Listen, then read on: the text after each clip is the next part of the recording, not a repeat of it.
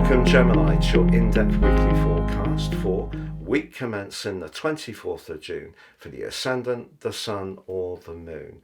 On the screen now I'm showing your event chart at the start of the week. We need to be mindful of your ruler Mercury in Cancer, but also the presence of Jupiter, the planet of fortune, in your sign. Now, modern astrologers spend a lot of time dispelling the myth that astrology is all linked to luck or bad luck. What it's really linked to is cycles. But of course, it's what we do with the information I share to you that makes the cycles come to life in a potentially beneficial way.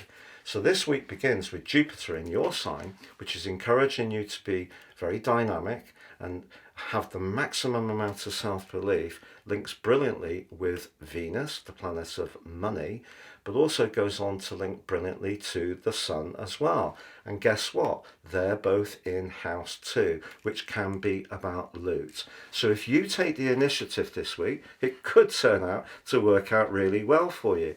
And also something that's been bubbling around in the back of your mind for some while could start to spark into life in a much more tangible way, as Uranus and Mercury, also in your second house, your ruler Mercury, the second house of everyday resources, link brilliantly as this week goes on. But last week's full moon was of course in your sector of shared resources, where you're most invested with someone else. If there has been some tense conversations or you see something very differently from someone else, as we start this week, the moon passes over Pluto, the planet which is very much to do with transformation. But in house 9, that could mean that you're going to have a really important discussion.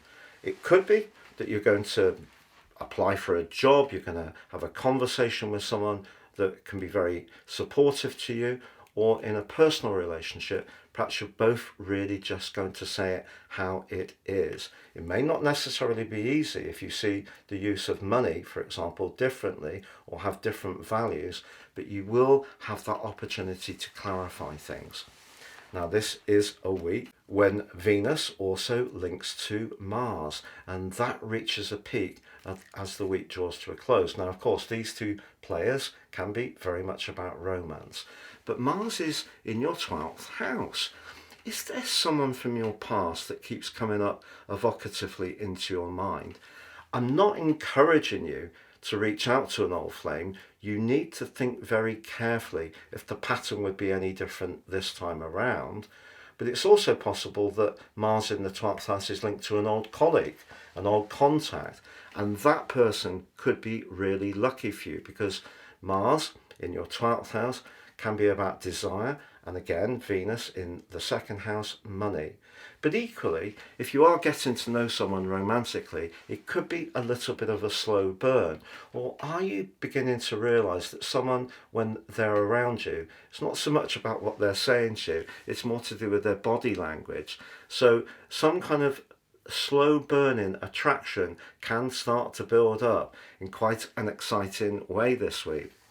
But also, as the week draws to a close, Saturn, the planet very much to do with the rulership of time, karma, cycles, life cycles, coming through to the end of its entire journey of 29.5 years in the sign of culmination, Pisces. For you, that's your sector of physical culmination, so the way you link to the wider world, and therefore can be about success.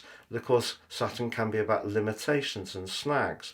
And if your professional situation has been challenging over the last year and a quarter, or you've had a lot of extra responsibilities, it wouldn't be a complete surprise. But this week, Mercury moves forwards and forges a very articulate link to Saturn. So if you wanted to showcase your skills in a very practical but very tangible way, someone could be really impressed. But then Saturn goes into a retrograde, which it does each year for 20 weeks through to the middle of November. And if you don't feel that you're quite still in the role that's good for you, this is going to be a period when you will, I feel, start to really grapple with it, because next year Saturn will move into the sign of Aries, which is very much about your future. It's going to be a brief sojourn. It will go back into your sector of success. But if you're not in the sweet spot, keep the faith. You need to keep being consistent. And that's where Jupiter in your sign is really interesting, because Jupiter is technically debilitated in Gemini, but of course it only comes around once every 12 years, and it can bring success. The key is not to overpromise, and Saturn's very good for helping that. It can help you to stay grounded and real. So if you believe in yourself, you're persistent and consistent, very Saturnian approaches, but you have that idea, or that faith comes through Jupiter, there's a lot to go for. Also, as the week draws to a close, Black Moon Lilith, which has quite the reputation for seeing or prompting us to go for those forbidden fruits, moves into your sector of romance for the following months through to the middle of March. So that can be really exciting, because it has been in the sleepy sector for some while. So it's going to see you much more aware of how you can connect with people and bring some extra excitement and increase to your pulse. It's been a real pleasure being with you, Gemini. Have a great week, and if you've yet to subscribe, please help the channel to grow and do so now.